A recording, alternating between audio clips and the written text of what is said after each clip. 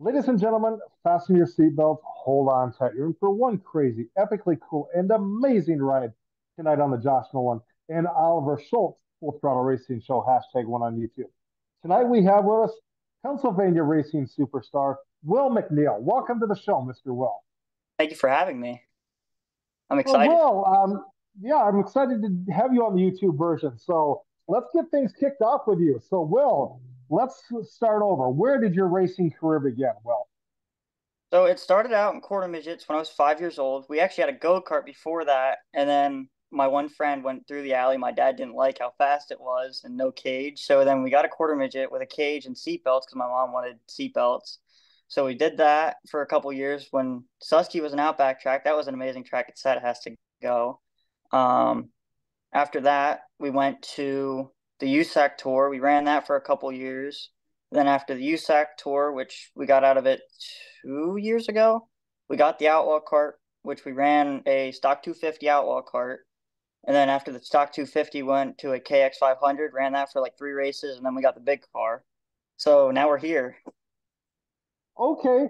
So, Will, talking about the big cars, have you been in the big car yet? Actually raced in the big car yet? Not yet. The plan is, well, right now we have a motor we're getting worked on to get done. And then next year we're gonna go to BAPS, get practice, and then hopefully race. It's the plan at least. So, so with your big car, Will, what type of racing chassis do you have? What kind of racing chassis you got for the big car? So right now it's a triple X, and that's probably what we're gonna go with for a bit. So Triple X, I believe, if I'm not mistaken, that is raced with the Jacob uh, Jacob Allen, and also because Logan Stewart raced Triple X chassis, also, if I'm not mistaken. mhm. So, so Will, I see you're a freshman in high school now. It's been quite a while since I had you on here as far as the Facebook version of this.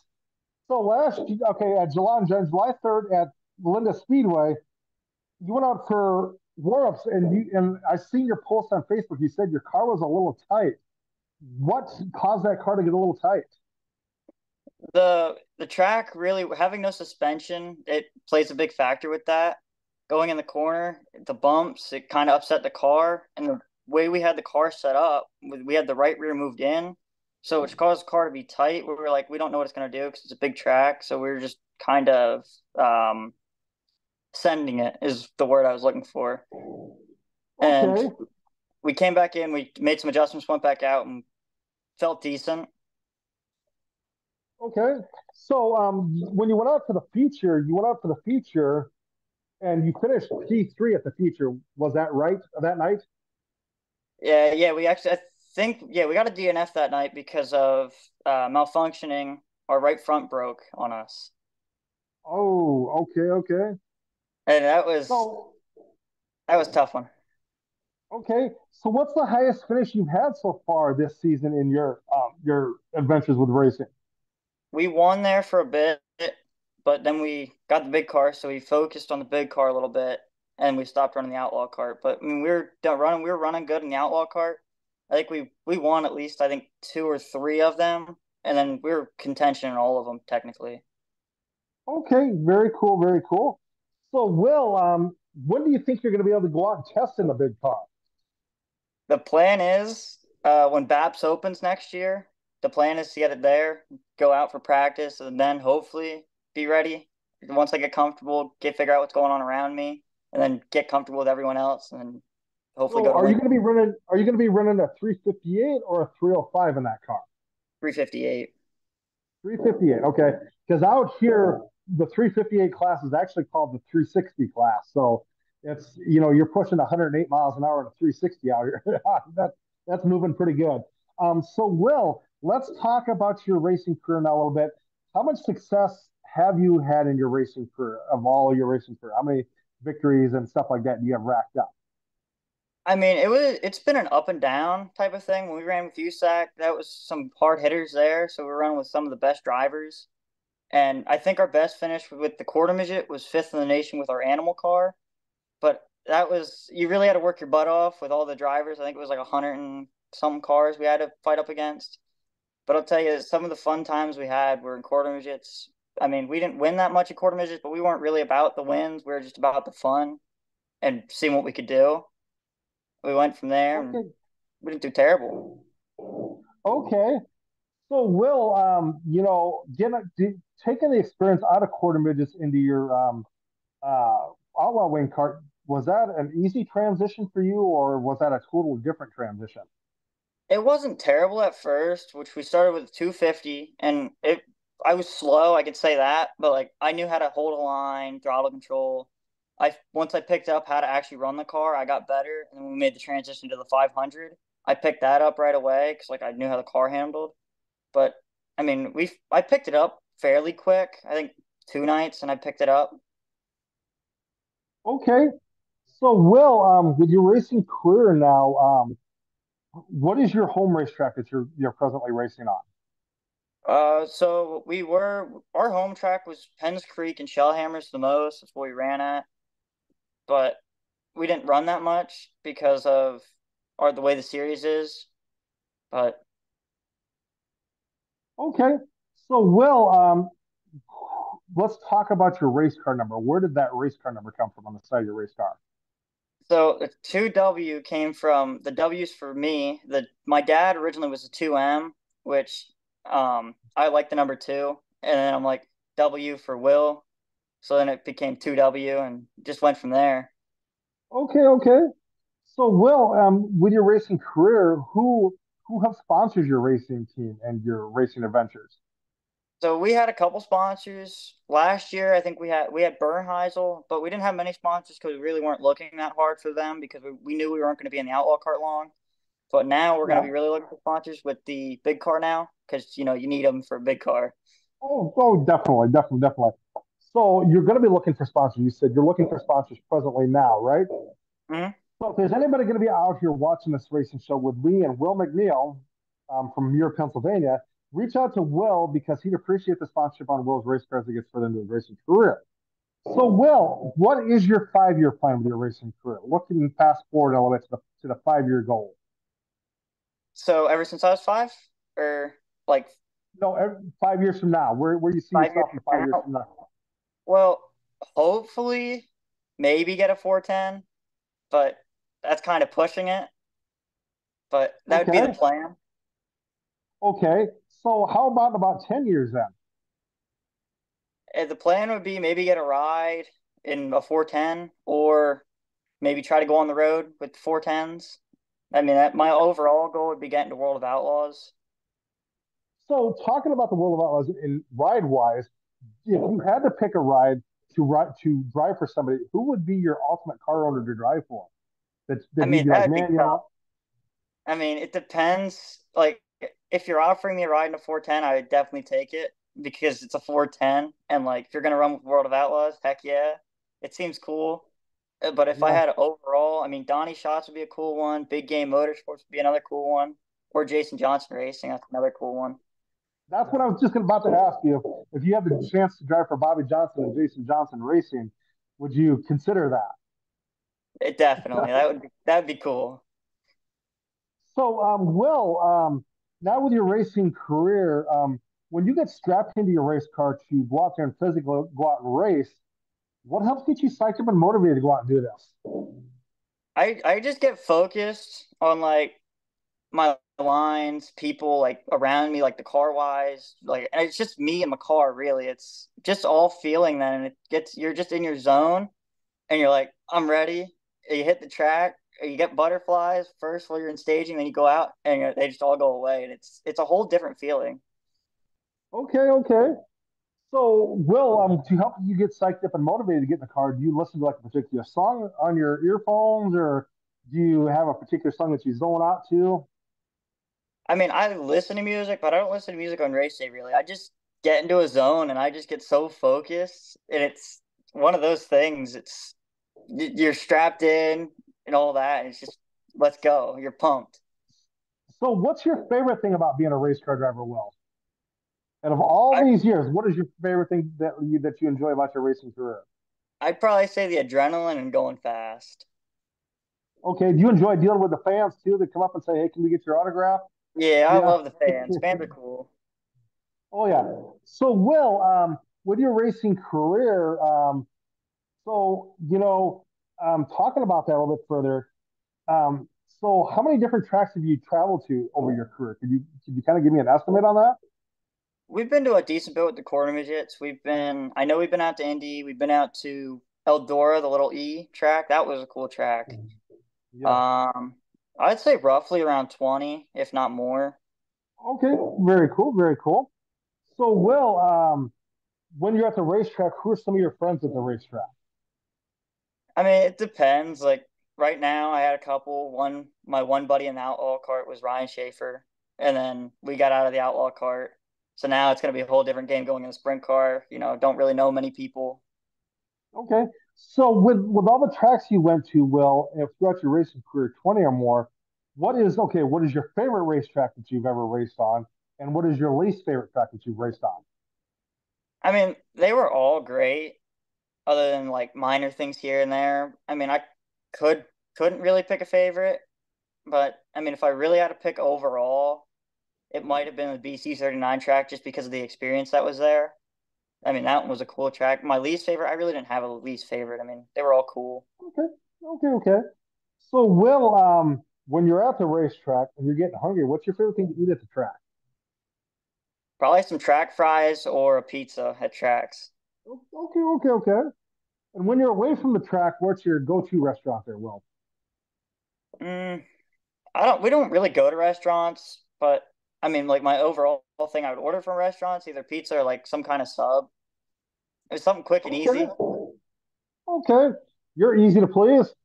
Mm, So, Will, when you're at home, what's your favorite home cooked meal that your family makes for you? That your mom and dad are like, man, this is good stuff. And this is my go-to home cooked meal. uh, I like when my mom makes the taco salad where you can make whatever you want with the taco. I mean, it's quick, easy, and it's also good. Oh, yeah. Yeah, yeah. So, Will, with your racing career, you've come a long way to get to this point with your career. Do you have a racing nickname, Will? So I have Will the Thrill, and then there's one I get called all the time on iRacing. That one just happened. It's Will the Real Deal McNeal. I don't know how that one happened, but it just happened. So that Okay, one sticks on okay, iRacing. okay, okay, okay. Yeah, definitely. And Will, like I said, who is your? I've got a racing nickname myself, but Will, who is your racing hero? Who do you look up to as a race car driver when you say, man, I want to be just like that? I'd probably say Sheldon Haudenschild or David Gravel. They're both big inspiration. Okay, have you met any of them guys? I have. I've met David Gravel and Haudenschild at Williams Grove 1 year. They're Yeah, pretty nice people. definitely. Oh yeah, yeah. So, Will, let's talk crazy stories about your racing career now. Do you have some crazy stories you'd like to share with us? Like, man, this happened this night. This is the crazy ending, how it ended out, how we ended the night. We had a really good victory that night, or, we had some pretty crazy incident on the track. So the 1 year we had, this was when we had the Outlaw cart, the 250. We went out, and there was this guy in a 500. I think it was like his first time there, but I got freight trained, went to the back, and I tried getting around this guy, but I couldn't do anything because he just pull away on the back stretch and stuff. But I tried getting around, and we got a caution. I went up beside him, pulled in my clutch, revved it a little bit, dropped back, and just let him know I was there. Going to the start, couldn't get around him. At the end of the race, he comes up to me and he came up to me and started cursing at me and saying wanted to fight me and stuff. That was an insane night. But Wow, that would be really insane. yeah, right. There was another one in the quarter midgets. We were at BC 39 track. We actually had some speed in the heat race. We had a couple bad calls put on us, so we got put to the rear with like two to go. So then we had to run a C main. I made it out of the C main to a B, and in the B main, I couldn't get around people because I got sent to the back a couple times from bad calls or whatever. But we got out of that, and then we went to the other car, which we were also in a B. We came so close to finishing and getting into an A in that car, but we just got knocked out by 2 spots, I think it was. We were close, but Oh yeah, definitely. So, Will, okay, what do your school friends think of you being a race car driver? some of them think it's really cool, and other ones think it's really easy, and I just tell them it's not as easy as it looks. Definitely. I've seen you guys, you race car drivers, you guys have to stay physically fit to get in them cars. Definitely. It's not as easy as it looks. Um, so Will, what do you like to do for fun away from the racetrack? Probably either go outside towards the night. I'll go inside, maybe play on the computer a little bit with a couple friends, like iRacing, video games. But I'm not really on the computer that often. I like the outdoors. Okay, okay. So, being you like outdoors, you like to go fishing and camping and stuff like that? Hmm. Okay. So, okay, talking about fishing, we're going to change it up a little bit. Well, because I kind of touched a little bit on this subject too when I wrote down some notes about you from your Facebook. When you're fishing, what's your favorite thing to catch when you're fishing? Probably bass. Okay, okay. I'll tell you what, well, we have a huge fishing tournament out here. Too bad you can't come out during that time, but it's probably right around the time where you're getting really busy with racing. We have a huge weekend out here. It's called Walleye Weekend, and it's really crazy because it starts on Saturday and goes all day Saturday and goes to like noon on Sunday. And you literally have to be out on the lake by 6 o'clock in the morning, if nothing else, on Saturday to take in that big tournament. So yeah, yeah. So Will, I'm going to turn the mic over to you now. You can ask me some questions if you'd like. This is kind of something I've started up for the last year or two. So let's see what you got. You said you had a racing name. What was your racing nickname? The Full Throttle Rock Star. That's where that came in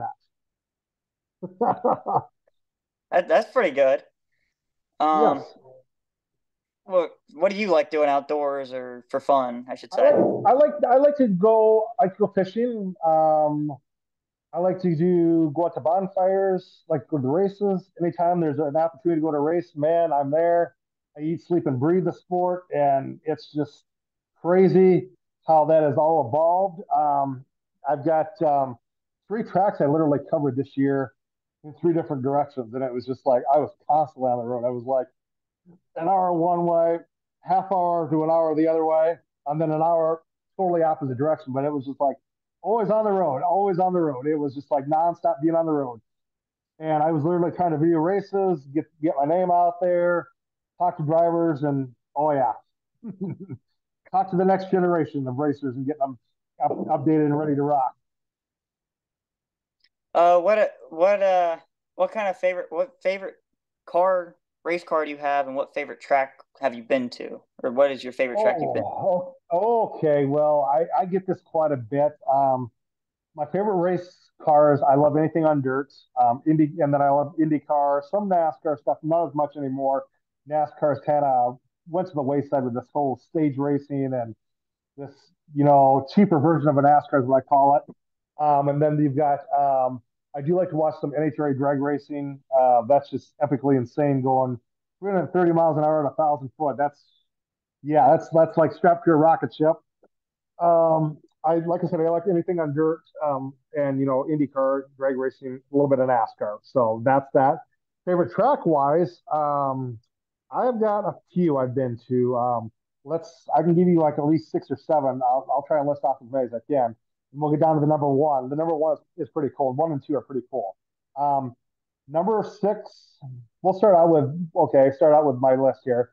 Let's see. I've been to Fairmont Raceway, which is a pretty unique track. For its own distinction, it's a half-mile high bank dirt track. Used to be an IMCA track, but they kind of went to the wayside. They stuck it as a USRA track.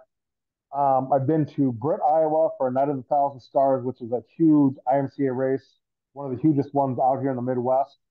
And then we've got mm, I've been to Rock Rapids, which is a USRA track.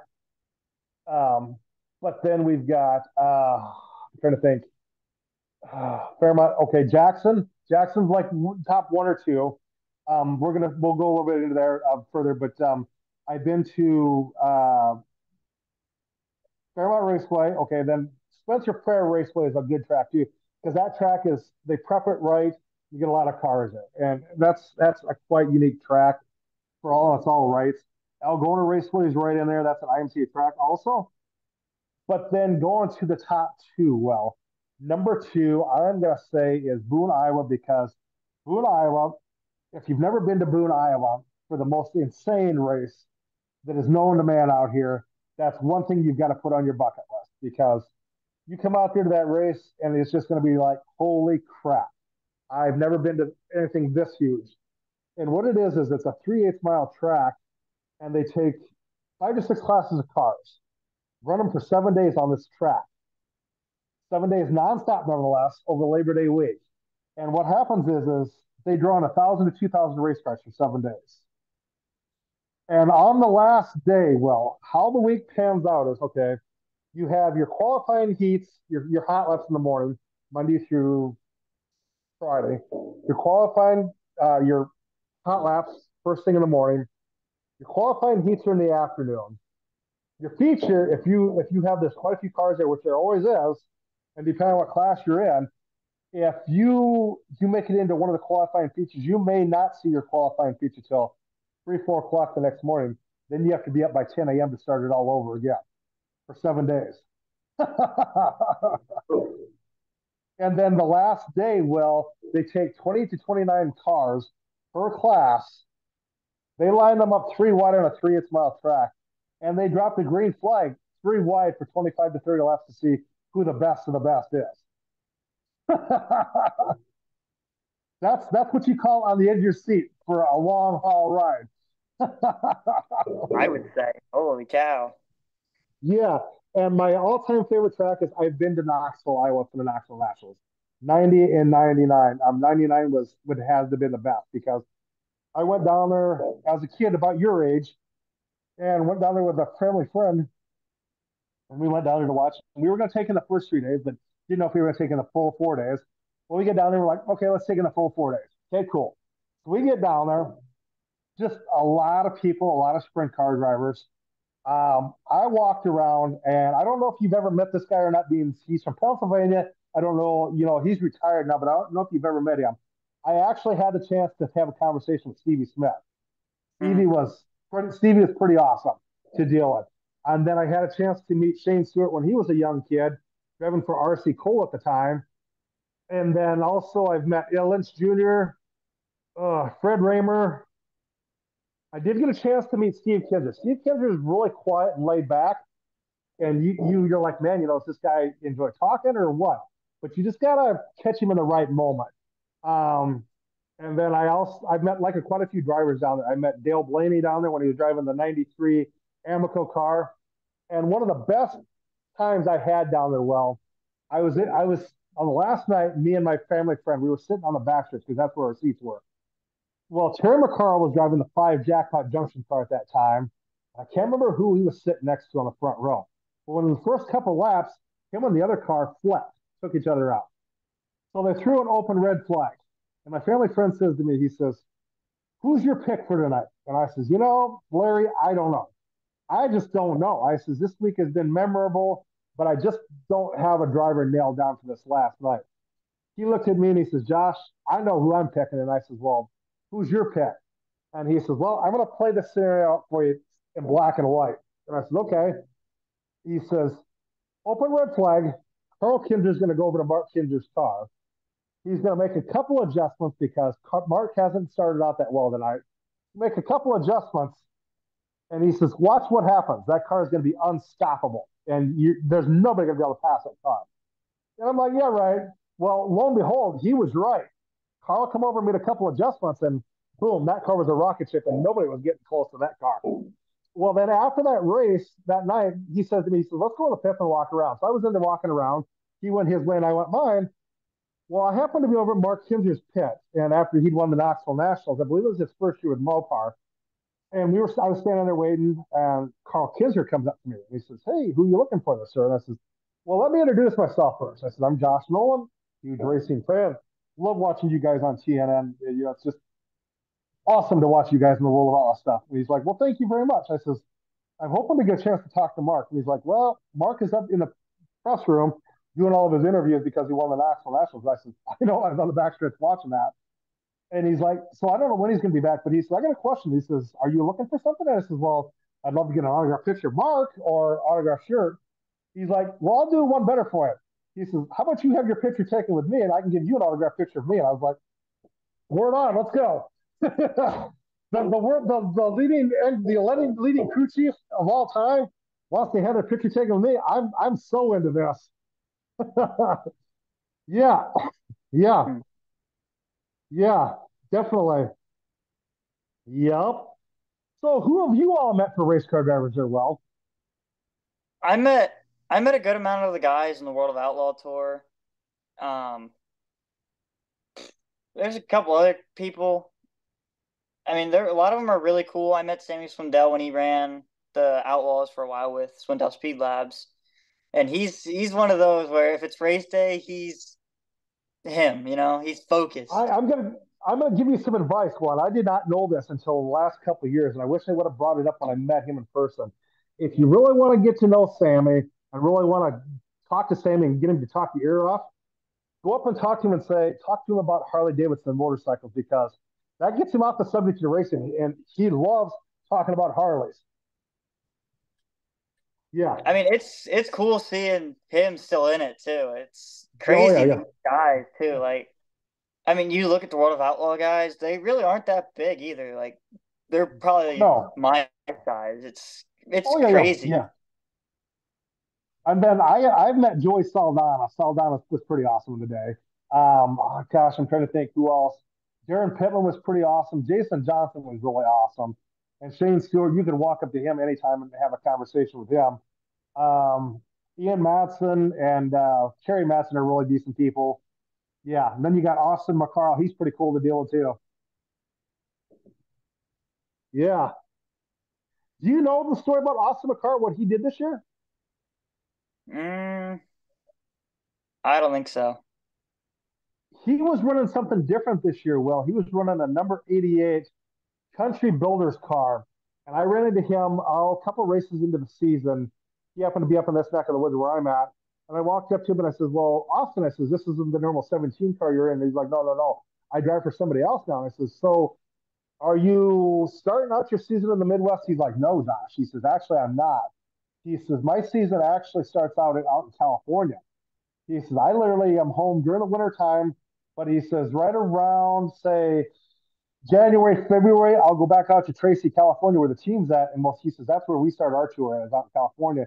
Then we start working our way across the United States. And I was like, oh, fascinating. Fascinating. Yeah. Yeah. Definitely. Yeah. So, Will, who's your favorite NASCAR driver? Uh, I'm not a big thing of NASCAR anymore. Like you said, staging really ruined it. Yeah, yeah. All the other stuff that's dumbness of it just takes too long. But Oh, yeah. probably when I used to watch it was probably Dale Earnhardt Jr. Okay, okay, okay, okay. I've got a really unique story I got to tell you, Will, about NASCAR. And I wasn't aware of this until, God, it's been about a month or so ago. I was talking to a guy that was on my racing show, and I just got wrapped up with videoing with him. And I called him, and we were talking about NASCAR. And he says, Josh, he says, I've been a Richard Childress fan for years. And he says, was Kyle Busch's fan too. And he says, I happened to be at Pocono earlier this year. I believe it was Pocono. And he says, I ended up standing up on top of the pit wall. I think they were after the race was over or whatever. And Kyle Busch came up and started talking to me. And he says, well, Kyle, I've been a fan of yours for quite a while. He says, I want to talk to you about some NASCAR stuff. He's like, well, that's fine. And he says, what do you think of this whole stage racing thing? He says, I think it's a joke. I think it's a real big joke. He says, all they're doing it for, as he says, is they don't care about us drivers anymore. It's all because of ratings. That's what it's all about.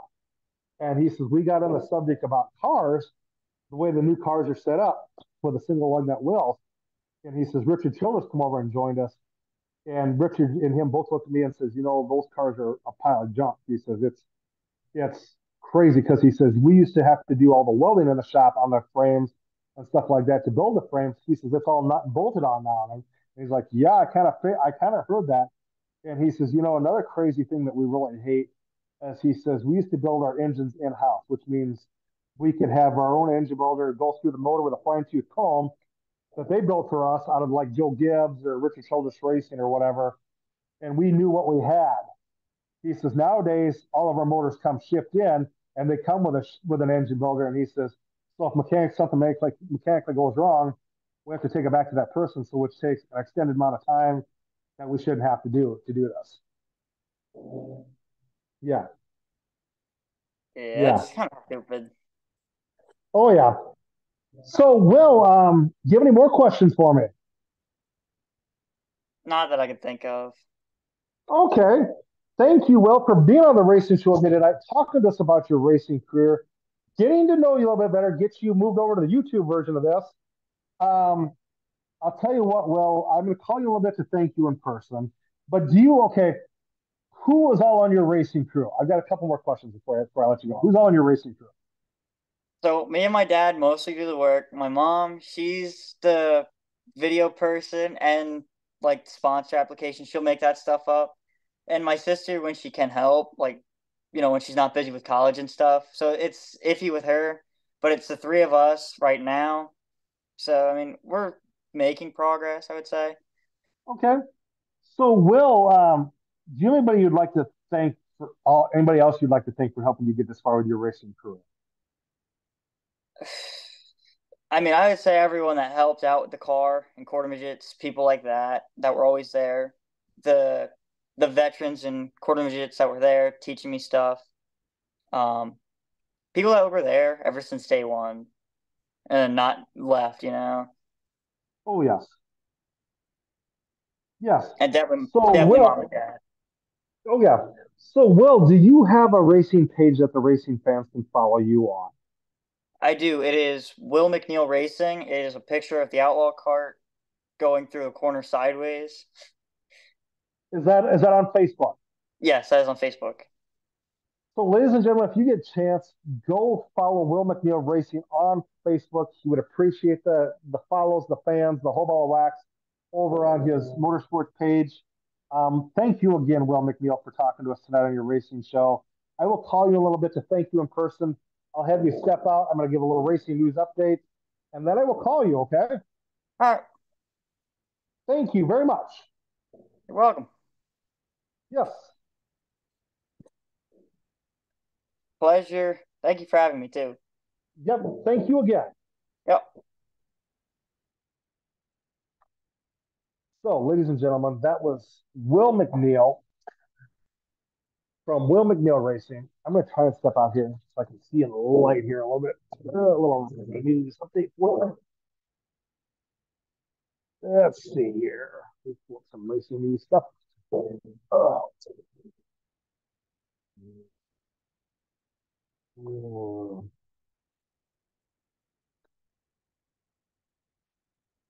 Okay, ladies and gentlemen, on the racing news portion of this show, I would like to send some racing news wise. I'd like to send some congratulations out to the top three in points and senior Honda at Oakland Quarter Midget Speedway. And congratulations goes out to the number one point champ in point standings in senior Honda, Anthony Liberto. Second place to Lucas Farola, and third place to Gavin Floyd. Congratulations to them drivers. Also, ladies and gentlemen, racing news wise, congratulations to Congratulations to Jamie Salvador Racing for picking up the Senior Animal Friday Night Series Championship. Definitely congratulations to that team. But also, ladies and gentlemen, uh, Trevor, like I said, ladies and gentlemen, thank you for all being a part of this racing show with me tonight, talking to us about Will's motorsports career. If you get a chance, go hit up Will McNeal Motorsports or Will McNeal Racing, sorry, on Facebook. Definitely go follow him and go be fans of him because that kid's got really a lot going on. But also, ladies and gentlemen, if you would like to sponsor my racing show or be on my, let me thank my sponsors first. Sorry about that. Um, I would like to thank our sponsors, Dirt Track Race Cars and Company. Go hit up dirttrackracers.com for all your racing diecast needs because they've got some really epically awesome 164 scale race cars out there. They have got the 8D of Doug Wolfgang, the one he won the 1989 Knoxville Nationals in. They also have the 8 car he drove in 1990 in 164th. That's also in orange. That car's in orange. The 8D is in white. But they also have the number 29 Leichert's Livestock car the Doug Wolfgang won the 1985 Knoxville Nationals in 164 scale. They also have the number 47, Dan the Dude Lasowski, Gil Sonner, Casey's General Store um, sprint car that he drove in 1994. But then also, ladies and gentlemen, um, they have the one Nance car that Sammy Swindell drove in 1982. Um, that car is in 164 scale also. So go hit up dirttrackracecars.com for all your racing diecast needs. So also, I'd like to thank Manning Motorsports, Brody Manning and Manning Motorsports for being a part of this, for sponsoring this racing show, and New England Hemophilia Association and Walking with Waylon. But with that being said, ladies and gentlemen, if you would like to sponsor our racing show or be on our racing show, feel free to email me at jjnolan151@gmail.com, or you can call or text me at 712-209-7138. But with that being said, ladies and gentlemen, you guys have a good night. Catch you later on another episode of the Josh Nolan and Oliver Schultz Full Throttle Racing Show, #1 on YouTube. And continue living life at full throttle.